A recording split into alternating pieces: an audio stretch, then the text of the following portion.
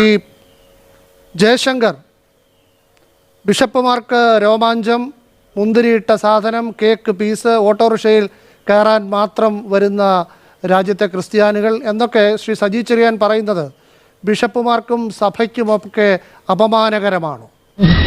ഒരു കയ്യബദ്ധം നാറ്റിക്കരുത്. ഞാൻ നാറ്റിക്കും. അമ്മച്ചിയാണ് സത്യം. ഈ കുഞ്ഞു ബേബിയാ പറയുന്നത്. അല്ല, അദ്ദേഹത്തെ പ്രതികരിക്കുന്ന സഭയ്ക്ക് തീർച്ചയായിട്ടും അപമാനകരമായിരിക്കും ഇങ്ങനെ ഒരാൾ ഈ സമുദായത്തെ പ്രതികരിച്ച് കേരളത്തിൽ മന്ത്രിയായി എന്നുള്ളത്.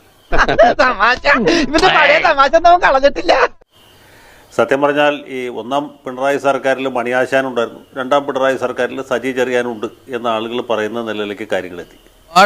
എന്തിനാടപ്പ വഴി കൂടെ പോണ വയ്യാവലിയായിരുന്നു വാങ്ങണത്?